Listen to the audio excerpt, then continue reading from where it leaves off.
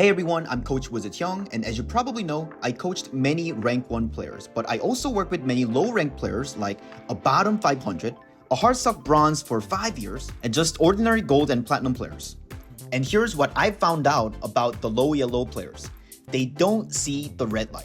Well, they usually have a chronic problem across all aspects of the game, like their aim, mechanics, and positions. But still, the most common thing I've found is not seeing the red light. To explain what red light is, in my recent video, I went over the list of factors for green lights, which means having advantage in these categories. And red light is the opposite. It's all about having disadvantages in these categories, such as having low HP or having numbers disadvantage. So when it's a green light, you want to make a play, whereas when it's a red light, you just want to chill, play slow, maybe using cover, distancing a little far away. So in this example, this Reinhardt doesn't see that 4 of the enemy team is looking at him and still swings, not seeing the red light, and therefore he dies. If he was just holding his shield, knowing that 4 of the enemy team are looking at him, this fight still might be winnable. Or this Reaper seeing that enemy Ashe is looking at us, so it's not a great opportunity for using teleport. So basically, they did not see the red light, and you know what happens?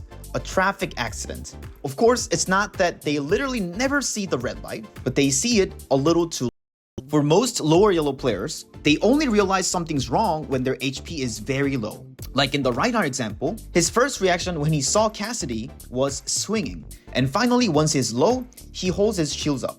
What about this player? He's super close to the enemy Hog, so just watching this really makes me nervous and uncomfortable. And if you're not feeling the same right now, in my diagnosis, you may be carrying the low yellow virus.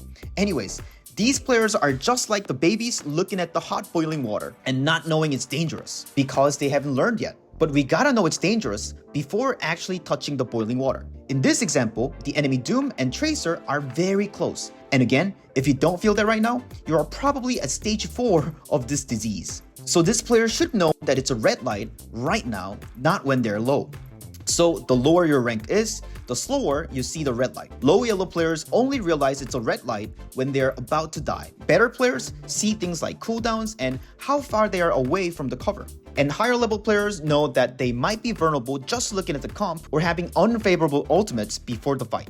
So it's all about if you see the red light 1 second before you die, or 5 seconds before you die, or 30 seconds before you are endangered. Just by applying this simple and maybe even somewhat mundane concept, that Reinhardt player went from gold to diamond tier in just 3 weeks after learning this concept from my lecture. Before, he was just like a Spain bull versus the Matador. For him, red means go. But after learning this simple concept, he messaged me, "It's very intuitive and easy, maybe a little too easy it feels like. I finally recognize the red light and I can feel it. And when I see red light, I'm just not over accelerating. Instead, I'm just playing slow using cover.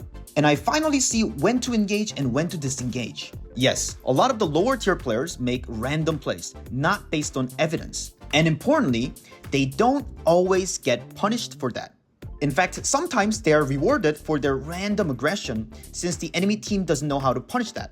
So it reinforces a bad habit, creating a false belief my playstyle works if I can just aim better. So it's a very simple tip, but many of my students showed drastic improvement just by having this red light perspective in mind when they're playing the game.